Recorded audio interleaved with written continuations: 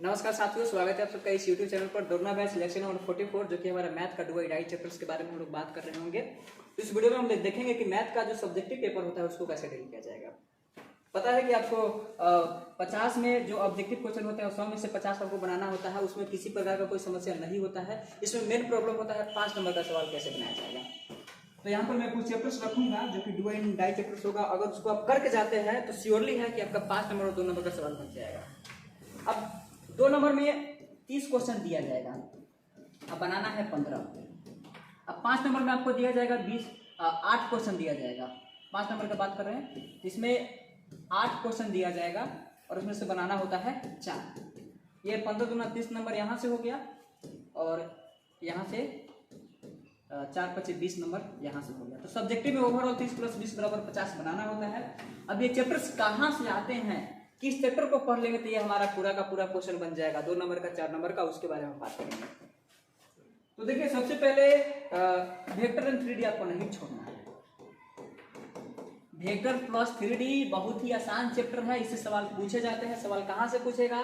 Vector का direction ratio बता दीजिए, डायरेक्शन कोसाइन बता दीजिए, 2 वेक्टर के बीच का दूरी बता दीजिए, कितना एंगल बना, उसका आई कैप जे कैप के कैप का मान बता दीजिए, प्रक्षेप का मान बता दीजिए, मोड का मान बता दीजिए, दोनों को जोड़ दीजिए, दोनों को घटा दीजिए, डॉट प्रोडक्ट निकाल दीजिए, क्रॉस प्रोडक्ट निकाल दीजिए। 3D में आइएगा तो प्लेन के बारे में पूछेगा। प्लेन के बीच का एंगल का मान कितना होगा, प्लेन के बीच का दूरी कितना होगा, एक बिंदु और एक प्लेन के बीच का दूरी कितना होगा, एक रेखा और एक लाइन के बीच, एक रेखा और एक पॉइंट का बीच का दूरी कितना होगा। तो ये वेक्टर एंड 3D से सवाल बनते हैं जो कि बहुत ही इंपॉर्टेंट होते हैं। वेक्टर 3D को नहीं छोड़ना है। इसके बाद अगर हम कैलकुलस की बात करेंगे तो कैलकुलस में आपको AOI छोड़ देना है। अगर आपको टफ लगता है तो आप AOI छोड़ सकते हैं। इसके बिना भी आप आराम से 100/100 स्कोर कर सकते हैं, क्योंकि एप्लीकेशन ऑफ इंटीग्रेशन है और एप्लीकेशन ऑफ इंटीग्रेशन अक्सर बच्चों को टफ लगता है। बाकी तो इंटीग्रेशन सभी लोग पढ़ते हैं। इंटीग्रेशन अगर आप कर सकते हैं तो इंटीग्रेशन कीजिए, इससे भी सवाल देखने के लिए मिलेगा।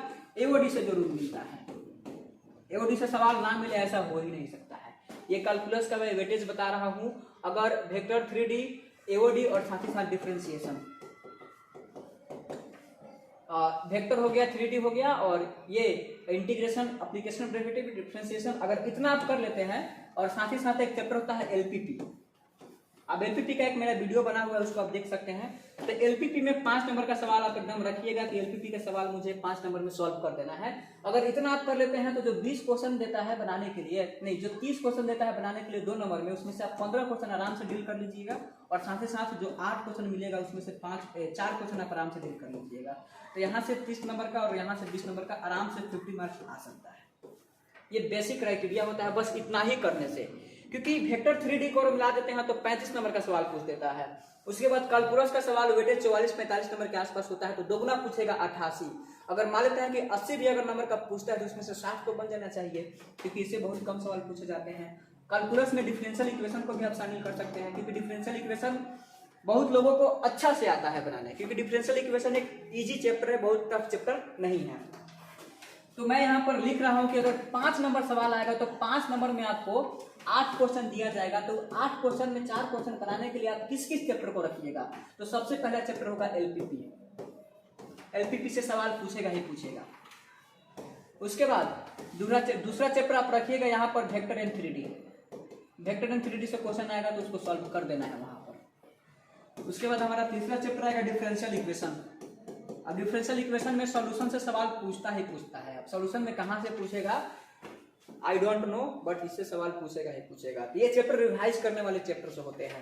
उसके बाद अगर LPP, vectors and 3D, differential equation को अगर पढ़ लेते हैं तो एक अपना साइड से एक ऑप्शन रखिएगा जो कि आपको देखना है कि मेरा कौन सा चैप्टर स्ट्रांग है। अगर ITF का सवाल आपको बनाने आता है तो वो बना दीजिएगा, चाहे मैट्रिक्स डिटरमिनेंट का आएगा तो वो बना सकते हैं। नहीं तो अगर आपको AOD का सवाल मान लेते हैं कि टेंजेंट नॉर्मल का अच्छा सा सवाल पूछ दिया, तो इसमें देखिएगा कौन ऐसा क्वेश्चन है जिस पर आप 100% कॉन्फिडेंट है। जिस क्वेश्चन पर 100% कॉन्फिडेंट होंगे उसी क्वेश्चन को सॉल्व करना है। बाकी ये स्ट्रेटजी 2 नंबर के लगाएंगे तो भी सही होगा। और ऑब्जेक्टिव सवाल तो बनाना कोई टफ वर्क नहीं है, ऑब्जेक्टिव सवाल आराम से बना सकते हैं। ऑब्जेक्टिव सवाल आता भी है, बस कोशिश होना चाहिए कि OMR प्रैक्टिस अच्छा से हो जाए और साथ ही साथ सिली मिस्टेक ना हो। मतलब ऑप्शन A की जगह पर ऑप्शन C नहीं लगाना चाहिए। मिलते हैं किसी और वीडियो में, तब तक ऑल द बेस्ट।